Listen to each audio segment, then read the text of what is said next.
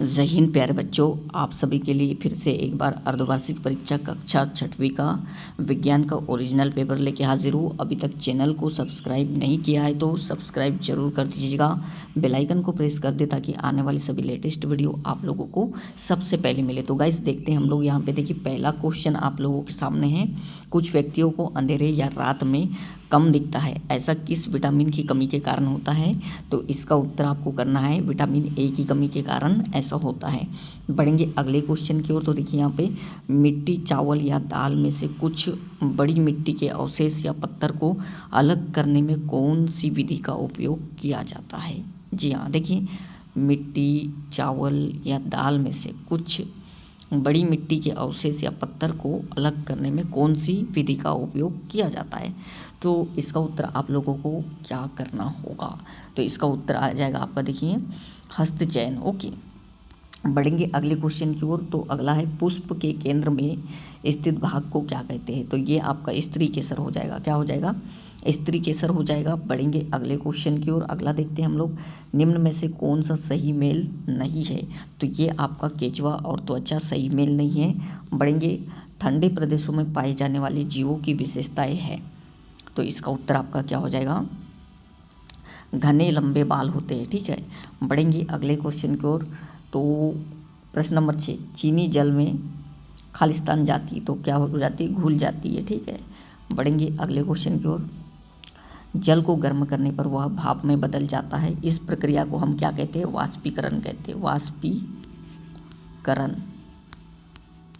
चलिए बढ़ेंगे अगले क्वेश्चन की ओर। अगला है, देखिए यहाँ पे कोहनी में खालिस्तान संधि पाई जाती है। तो यहाँ पे आपको लिखना होगा हिंज संधि। ठीक है, बढ़ेंगे अगले क्वेश्चन की ओर। स्थल पर पाए जाने वाले पौधों एवं जंतुओं के आवास को हम क्या कहते हैं? स्थलीय आवास। स्थलीय आवास कहते हैं। बढ़ेंगे अगले क्वेश्चन की ओर। अगला खालिस्तान है आपका। खालिस्तान रंग के प्रकाश को प्रिज्म से गुजारने पर 7 रंगों में प्रकाश देता है। तो ये आपका सफ़ेद रंग। सफ़ेद रंग को प्रिज्म में से गुजारने पर हमको 7 रंग मिलते हैं। चलिए अब देखिए यहाँ पे हम लोग देखते हैं प्रश्न नंबर 11। अच्छे से पढ़ लीजिएगा आप लोग। ओके, प्रश्न नंबर 11, 12, 13, 14। ठीक है,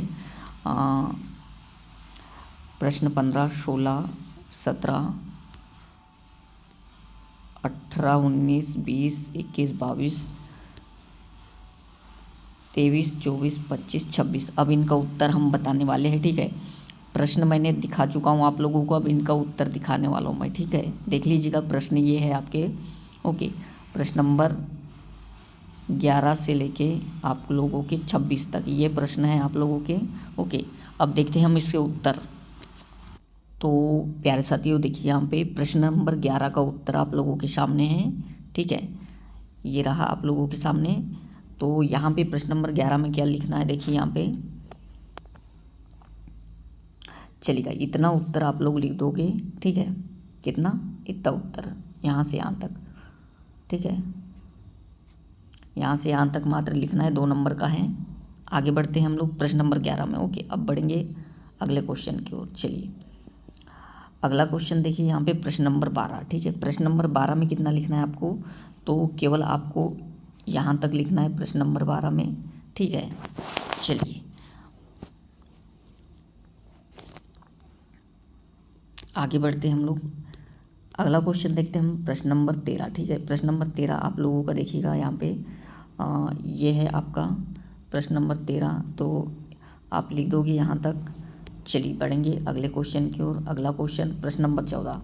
ठीक है, प्रश्न नंबर 14 में आप लोगों को मात्र इतना लिखना है, वर्ती का संधि। ठीक है, गर्दन में कौन सी अस्थि पाई जाती है? तो आप लिखोगे गर्दन में वर्ती का संधि पाई जाती है। इतना भर लिखोगे, ये पूरा का पूरा नहीं लिखना है। गर्दन में वर्ती का संधि पाई जाती है। बढ़ेंगे अगले क्वेश्चन की ओर। तो देखिए अगला क्वेश्चन नंबर 5वां, लुढ़कती हुई गेंद में सरल रेखी गति के साथ साथ घूर्णन गति भी होती है। ओके, इतना आप लोग लिख दोगे। बढ़ेंगे अगले क्वेश्चन की ओर। अगला क्वेश्चन देखते हैं हम लोग। तो अगला क्वेश्चन आपका है, छाया कैसे बनती है? तो छाया कैसे बनती है ये आप लोग लिख दोगे यहाँ पे इतना। ठीक है, छाया कैसे बनती है।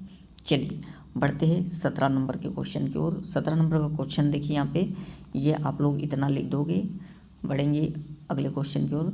तो देखिए यहाँ पे 18 का खुद ही ढूंढ लोगे। 19 नंबर का क्वेश्चन का उत्तर देखिए यहाँ पे, ये आपको लिखना है, ठीक है, और ये यहाँ तक लिखना है, ठीक है।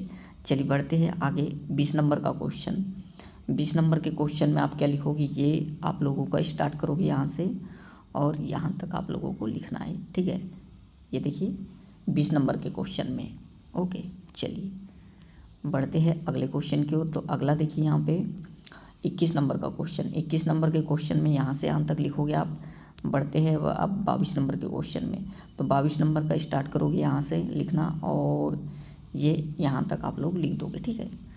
देखिए ये 22 नंबर का है, यहाँ से स्टार्ट करोगे यहाँ तक आप लिख दोगे।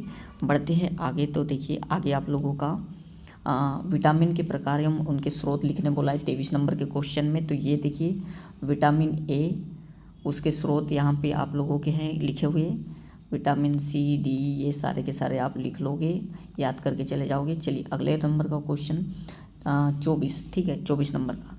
तो इसका यहाँ से लिख लोगे यहाँ तक, ठीक है, यहाँ से लेके कुछ थोड़ा बहुत यहाँ तक, ठीक है, ज़्यादा नहीं तो यहाँ तक आप लिख लोगे, ठीक है। चलिए बढ़ते हैं अगले क्वेश्चन की ओर। अगला क्वेश्चन देखिए यहाँ पे प्रश्न नंबर 25, ठीक है। प्रश्न नंबर 25 में यहाँ से आप लोग यहाँ तक लिख दोगे। बढ़ते हैं आगे लास्ट क्वेश्चन प्रश्न नंबर 26, यहाँ से यहाँ तक लिख देना है, आपको नंबर मिल जाएंगे।